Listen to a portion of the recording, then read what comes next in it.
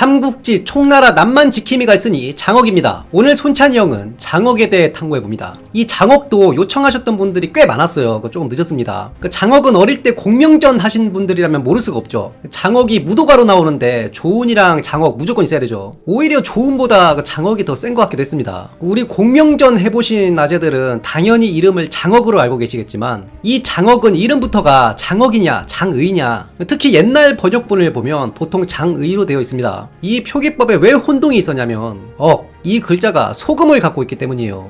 현대 중국에서는 다성어 이런 거 거의 통일시켜버렸죠. 그런데 억자 같은 경우엔 아직도 니, 이 구분해서 씁니다. 여기서 니가 우리 한글 표기법으로 억에 해당하는 것이고 이가 의에 해당하는 의미예요. 그러면 장억과 장이 무엇이 맞느냐? 당연히 장억이 맞습니다. 억이 본음이고 의가 소금이에요. 그것도 한 지명에 한한 소금입니다. 순임금의 무덤이 있다는 창호산이 있습니다. 이 창호산의 다른 이름이 구이산이에요. 구억산이 아니라는 거죠. 이 산을 칭할 때만 의라고 읽는다. 장억의 연고는 이 구이산과 전혀 연관이 없어요. 그리고 두 번째로는 억이라고 발음되는 본음에서 우뚝 솟아있다 라는 뜻이 있습니다. 장억의 자가 백기죠. 여기서 기가 꼿꼿이 서다 이런 뜻이 있어요. 이름과 자를 연관시켜 봤을 때 억이 맞다는 겁니다. 이게 당대에도 논란이 있었으면 분명히 발음에 대한 기록이 있어야 돼요. 예를 들면 영지연 같은 경우 영, 음랑, 정반, 지, 음거, 아반 이런 식으로 발음에 대한 지침이 있는데 장억의 이름 같은 경우에는 너무 당연한 거라 논하지도 않은 겁니다. 다만 아무 의미 없는 것 같지만 장억의 출신 지명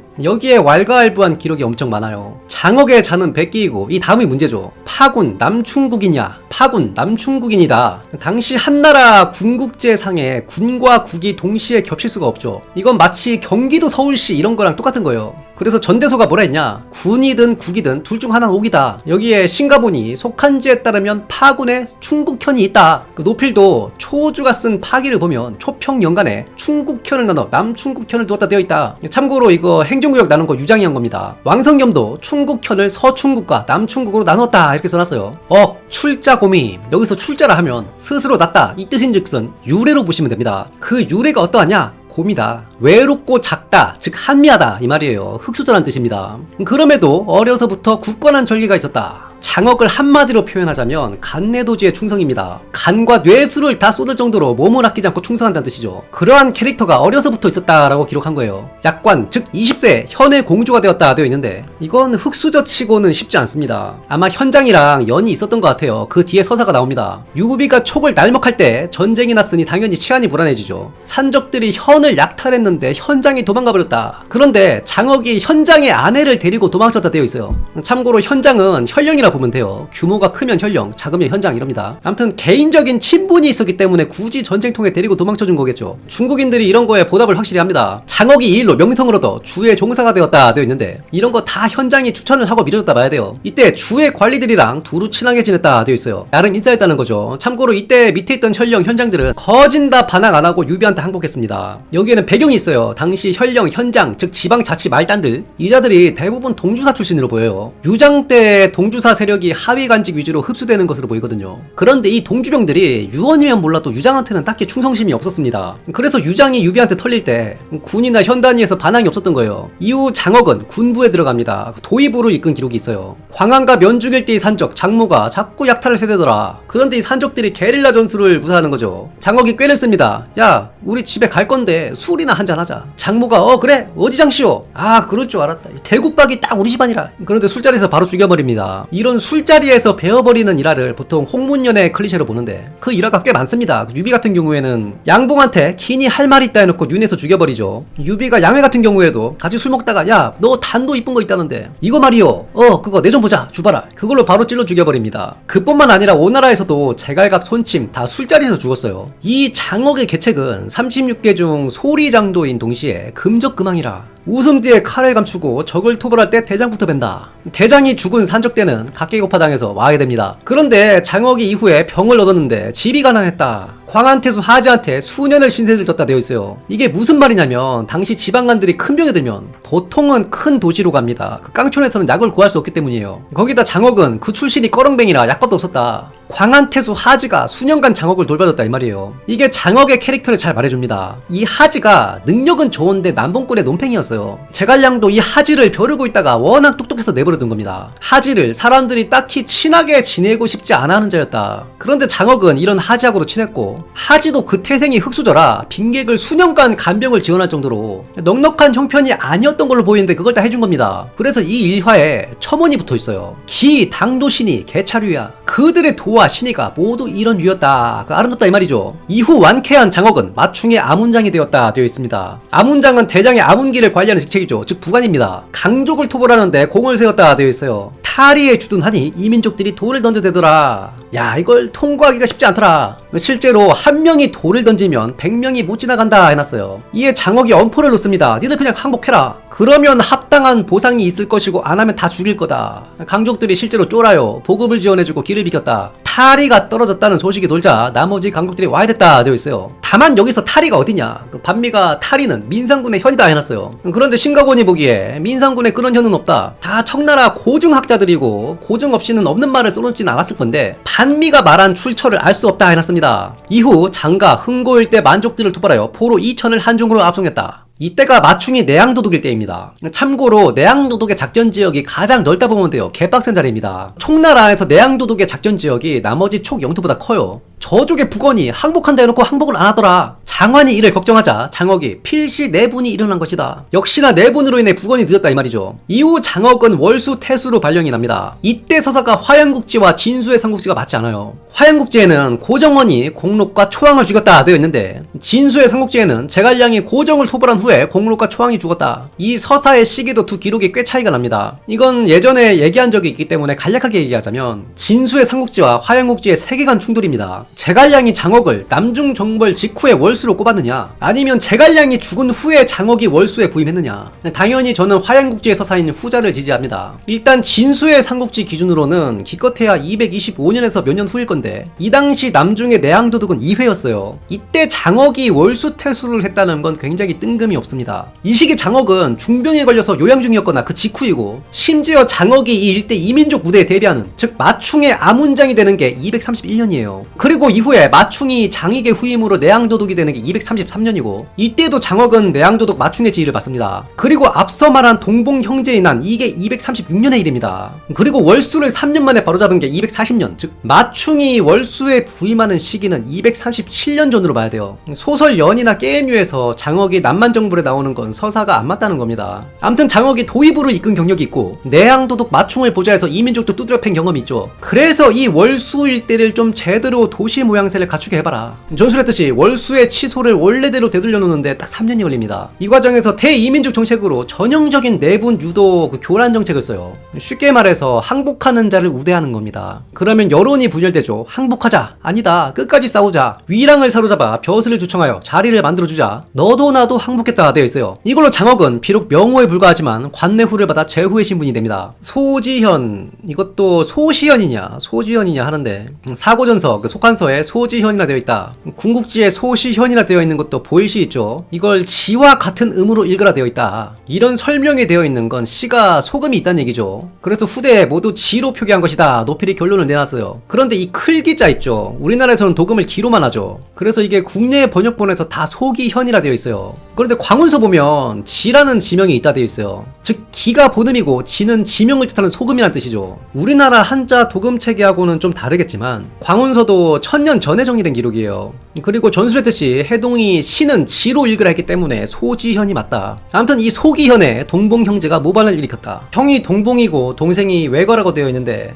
동봉이 모우왕의 사이더라 바로 내분 들어갑니다. 동봉은 죽이고 그 아내는 모우왕한테 돌려줍니다. 이에 외거가 도망치고 세작을 심어 장옥을 도마하려다가 되려 장옥이 이 세작들을 매수해서 세작들이 돌아가 외거를 뵙니다. 장옥이 대이민족 정책에 있어서 이런 이간책에 굉장히 능했다. 참고로 모우왕이 누구냐? 모우는 지명입니다. 원래 모우 무적강에 도의가 있었어요. 추측하기로 그 도의가 독립한 걸로 보입니다. 국내산이라는 산이 있는데 무제 때 이 산을 경계로 안쪽에는 청이의 도의부를 설치하고 바깥쪽에는 모우의 도의부를 설치했다 되어 있어요. 청이현의 관소에는 한족을 통치하는 도의가 있고 모우의 관소에는 이민족을 통치하는 도의가 있다. 근데 이 국내산이 굉장히 험하다 되어 있습니다. 모반 일으키기 딱 좋죠. 실제로 모반이 일어납니다. 한나라 마지막 전성기 화재 때에는 모우의 10수만이 청이현으로 옮겨 살았다. 이때만 해도 대충 통시가 된 걸로 보이는데 안제 시절에 모반이 일어납니다. 익주 및 영창, 월수일 때 10만이 들고 일어나 20개 속현들을 다 들어빠았다 이 말이에요. 이걸 토벌하고 이곳에 속국도입을 두는데 이 과정에서 이민족이 36개 종족, 그런데 중요한 부분이 있어요. 관리 90명을 탄핵했는데 그중 60명은 황수를 찾다. 황수는 황색근으로 녹질 200석 이상의 관리입니다. 이때가 안제 때니까 제갈량의 남중족발 100년 전이에요. 전형적인 한족이 주도하고 이민족이 머릿수를 대는 모반이었다는 거예요. 즉 소설 연희처럼 남만 원시인들이 짐승들 데리고 싸우고 이건 허구라는 얘기입니다. 맹에게 건영 맹씨부터가 남중 8대성의 하나라 했죠. 다시 돌아와서 장억이 과거 공록을 죽인 이구승을 찾아내 참수하였다. 이구승은 화행국지에서는 이승지로 나옵니다. 고정원이 이승지를 보내 공록과 초항을 배웠다 되어 있어요. 이로써 월수군이 예전의 모습을 되찾았다 되어 있는데 정치적으로 안정시켰으면 그 식민지에 삥을 뜯어야겠죠. 월수군 대등현과 비수현 일대에 소금과 철 생산지가 있었다. 이걸 이민족들이 점거하고 잘 먹고 잘 살고 있더라. 빼앗아야죠. 느와르에 많이 나오는 장면이에요. 니네 눈 줄 아니? 오락실은 안 건드릴게 뭐 이런 거 있잖아요. 이민족 수장 낭잠이 장억을 만나길 거부합니다. 이에 장억이 사람을 보내서 낭잠을 죽여버리고 그 시체를 이민족들에게 던졌다. 그러면서 지금부터 움직이면 다치기 푼다. 이에 이민족 모두가 항복하니 장억이 술과 고기를 내렸다. 그리고 소금과 철광산을 꿀꺽했다. 이건 총나라의 귀중한 북벌 비용으로 쓰이게 됐다. 그리고 도로를 내는데 일종의 병참 식민화 정책입니다. 우리나라 그 외정 때 일본이 광산 채굴권을 취하고 철도 깔았죠. 병참 기지와 일환이다. 전술했듯이 국내산 바깥이 굉장히 험했다 했죠. 그 바깥에 모우가 있는데 송도로 들어가려면 안상을 거쳐야 했다. 이 안상현이 월수의 원래 치수로부터 800리나 되어 있습니다. 장억이 여기에 길을 어떻게 뚫느냐? 그 지역 유지 이민족에게 접선해서 벼슬을 주고 옛 길을 다시 통하도록 하였다. 지방 이민족들에게 적당히 물질적 혜택을 제공하면서 굉장히 잘 다스린 거예요. 그런데 한 가지 아쉬운 점이 있습니다. 장억이 내양도독을 지내지 못했어요. 내양도독이 남중을 다스리는 지휘관인데 진남 또는 안남 장군의 보직이에요. 역대 내양도독의 계보를 보면 유비가 맨 처음 임명한 자가 등방입니다. 이 등방이 죽고 그 후임으로 이회가 임명되니 이때 제갈량이 남정을 하죠. 이회가 죽고 장익이 내양도독으로 오르는데 이 장익이 이민족들을 너무 터프하게 다스린다. 그래서 마충으로 교체가 됩니다. 이때 장억이 마충 따라 내려온 거예요. 마충 뒤가 장표, 그리고 그 다음이 바로 강유를 대체할 뻔한 여무입니다. 장억은 남중에서의 커리어가 월수 태수에서 끝나버렸어요. 장억이 남중에서 15년간 월수 일대를 통치했는데 남중 최고 사령관인 내양도독에는 오르지 못했다. 지금이야 공명전의 여파로 장억의 명성이 높고 장표는 아무도 모르지만 당대 장표의 명성이 장억의 오랜 상관이 마충보다 높았다 되어 있어요. 그런데 더 중요한 이유가 보입니다. 장억이 원했다면 마충 사후에 내양도독을 계승했을 수 있었을 거예요. 그런데 본인이 싫다는 것 같아요. 누걸 구한 여러 차례 돌아가게 해달라고 빌었다. 그럼 장억은 왜 자꾸 돌아가게 해달라고 때렸었느냐? 일단 입구 기고기 보면 장억이 관절염이 있었다 되어 있어요. 그런데 이걸로는 설명이 충분치 않습니다. 진짜 이유는 장억의 마지막 서사에 나오거든요. 잠시 뒤에 얘기하는 걸로 하고, 장억이 돌아갈 때 추장들 100여 명이 장억을 배웅했고 이민족들이 따라가면서 울었다 되어 있어요. 특히 모우 이 깡촌 이민족들이 그를 흠모했다 되어 있습니다. 결국 그 깡촌이 소금과 철의 생산지가 되어 거시적으로는 약탈을 당하면서도 호족들이 독차지했던 부가 관에서 고용한 일꾼들에게 재분배되면서 또 양민들이 먹고 사는 데에는 나쁘지 않게 되는 거예요. 장억이 성도에 들어오고 몇 가지 에피소드가 있죠. 먼저 제갈각의 몰락을 예언했습니다. 제갈각의 몰락을 예언한 이가 한 명 더 있죠. 바로 위나라의 등해입니다. 암튼 장억이 뭐라 했느냐? 오초인들은 경박하고 화를 잘 낸다. 지금 제갈각이 급하게 몰빵쳐서 싸우려 하는데 잘 될 것 같지가 않다 이 말이에요. 이 상대로 장특의 삼청 수비병에 졸전하고 막혀서 퇴각합니다. 또한 당시 개부한 비위가 굉장히 대범한 성격이었어요. 젊어서부터 녹거를 타면서도 동료는 쪽팔려 하는데 비위는 아무렇지도 않아 하죠. 지금으로 치면 짐차 그 라보 다마스 같은 거 타고 멋들어지게 내려도 전혀 꿀리지 않는다. 이 얘기를 들은 동민에 붙인 동화가 니보다 비위가 훨씬 인물이다 하는 거죠. 이 비위가 그 대범한 만큼 사람을 가려만 하지 않았다. 당시 강유한테 항복한 위나라 항장 곽순 또는 곽수라고도 불리는데 이 곽순이 고향에 돌아갈 요량으로 유선을 암살을 했어요. 그런데 타겟을 바꿔 비위를 암살하기로 했다. 비위는 의심하지 않고 곽순을 만났는데 곽순이 비위한테 칼을 꼽는 겁니다. 그래서 그 병권이 오롯이 강유한테 가게 되었다. 그래서 우스갯소리로 강유가 벌인 자격 아니냐 하는 거죠. 제가 예전에 얘기한 적이 있는데 그 곽순의 이 암살 행위는 배동지도 의아하다 해놨어요. 그런데 그 뒤에 조방의 조서를 보면 알 수 있습니다. 당시 위나라 황제 조방이 곽순의 공은 부계자 못지않도다. 그를 그녀를 장락향으로 봉하고 시급 1000호와 위의 시효를 내린다. 또한 그 아들에게 자기를 잊게 하고 봉거도 위에 봉하라. 아들이 위나라에 있었어요. 그리고 항장의 가족들은 둔전으로 끌려가서 강제노동을 하게 됩니다. 강유의 모친도 그런 상황에서 강유한테 제발 돌아와라 한 걸 거예요. 즉 곽순은 자기 처자식들 살리려고 암살을 꾸민 걸로 보입니다. 이걸 일전에 장억이 비희한테 곽순 같은 놈들 만나지 말아 했어요. 잠팽 솔사, 내흡장절, 함견 해어자객. 잠팽은 병권이 있었고 내흡은 절이 있었다. 그래서 모두 자객에게 해를 당하였다. 잠팽, 내흡 모두 광무제를 도와 공손술과 싸우다 자객의 칼을 맞았죠. 당신은 병권도 있고 절도 있고 계부권도 있고 조심해야 된다. 그런데 그 조언을 가벼이 여기다가 아까운 죽음을 당한 겁니다. 비슷한 이치로 하오페가 한국에서 촉으로 망명하고 장억한테 친하게 지내자 하니까 장억이 한마디 하죠. 지금은 아니다. 3년 뒤에 얘기해라. 네가 언제 배신할 줄 알고, 이 말이에요. 앞서 장억이 관절염이 있었다 했죠. 그래서 수도로 돌아가기를 매번 간청했다 되어 있는데 이 관절염으로 고생하는 장억이 전쟁에 나가려고 합니다. 제 기준으로 강유의 오샤국벌이에요. 고평령 사변 이후에 도망온 하오페와 달리 하오연은 스스로 병권을 내려놓고 입주하여 나름 국영의 자리에 오릅니다. 근데 사마사 때 중서대 일에 연루되어 처형당하죠. 이에 위나라 내부가 숙청으로 어수선해지고 적대연장 이간이 항복하려 했다. 바로 강유가 출병하는데 이때 장억이 따라 출전합니다. 그런데 이 시기에 장억의 관절염이 더 심해져서 지팡이를 짚고 다녔다 되어 있어요. 즉 장억이 수도로 돌아오려고 한 건 아프다는 건 핑계고 남만에 있기 싫다, 나는 북벌을 하겠다 이거예요. 남중에서 이민족 다스리는 일에는 사실상 전쟁이 크게 필요 없습니다. 실제로 장억이 통치한 것도 거의 재물과 관시의 유화책에 의한 거였죠. 장억은 제대로 된 전쟁을 하고 싶어 했던 걸로 보여요. 익북이국에도 장억의 마음이 중원에 가 있었다 되어 있습니다. 이간의 항복이 거짓일 수도 있으나 장억은 그 항복이 사실일 것이다. 강유야 연장 챙겨라, 올라가자 하는 거죠. 그러면서 유순에게 내 양주를 점령하면 살아서 거기 남을 것이고 점령하지 못하면 죽어서 거기 남겠다. 그걸 들은 유선이 눈물 지었다 되어 있습니다. 문제는 이 전쟁이 피 튀기는 열전이었어요. 이게 얼마나 열전이었냐면 촉군도 만여 명 죽고 양군의 사상자가 수만 명으로 추정됩니다. 그래서 전쟁의 승패도 기록에 따라 달라요. 진서에서는 위군이 이겼다 되어 있어요. 다만 결과적으로 봤을 때 위나라 대장 서질이 전사하고 강유가 하관, 임도, 적도 이 세 현을 약탈하여 돌아가거든요. 결과적으로 강유의 대승이죠. 다만 피해가 너무 컸다. 이때 장억도 전사한 겁니다. 다만 그냥 전사한 게 아니고 성치 않은 다리로 싸우면서 적들을 꽤 베었다 되어 있어요. 전술했듯이 서질도 이때 전사했는데 양쪽에 이름 있는 장수가 전사할 정도로 굉장히 치열한 전투였다. 장억이 죽자 월수 사람들이 위패를 모시고 그를 기렸다. 꽤 오래 제사법을 얻어먹었다 이 말이죠. 다만 안타까운 것은 장억이 또 시호를 받지 못했습니다. 장후라는 시호를 내려줄 만한데 안 줬다 이거죠. 다만 자식들에게 자기를 주었는데 서양후 역시 허봉이다. 나중에 촉이 망하고 장억의 손자는 서진에서 양주사사까지 올랐다 되어 있습니다. 조부가 그토록 정벌을 원하던 양주 땅을 손자가 적국에서 통치하게 되었다. 한 명의 영웅이 보였던 그 드높은 충성과 용맹 그리고 그 모든 노력이 역사의 물결 앞에서는 얼마나 부질없느냐 느낍니다.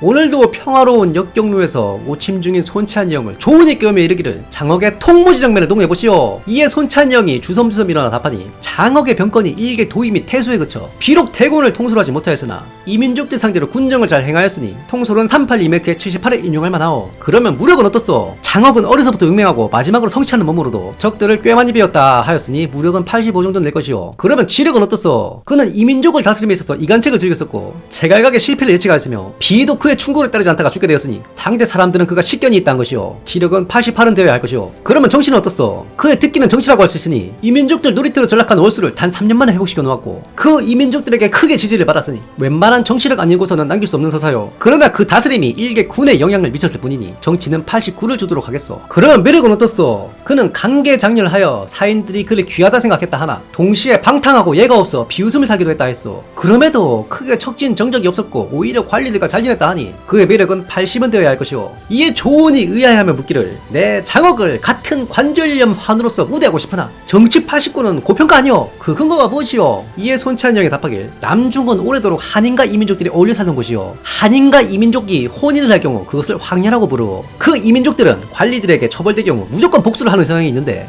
황야 중에서도 이민족과 관시가 있는 자는 백세 황야라 하여 이들이 그 이민족들을 숨겨주고는 했다 하오. 통치 레벨이 저세상 레벨인데 그곳을 15년간 잘 다스렸으니 어찌 높은 평가를 하지 않을 수 있겠소. 이에 조은이 월서 외치고는 똥을 지리며 대청하니 손채한 형은 급히 똥을 치우며 이곳의 통치 난이도가 그거 못지 않도다 한탄하고는 다시 호침을 청하였다. 지금까지 남중지방령 장억에 대해 탐구해보았습니다. 영상이 유익하셨다면 구독, 좋아요, 알람 설정, 하이프 부탁드리며 다음 시간에도 풍성한 내용으로 찾아뵙겠습니다. 감사합니다.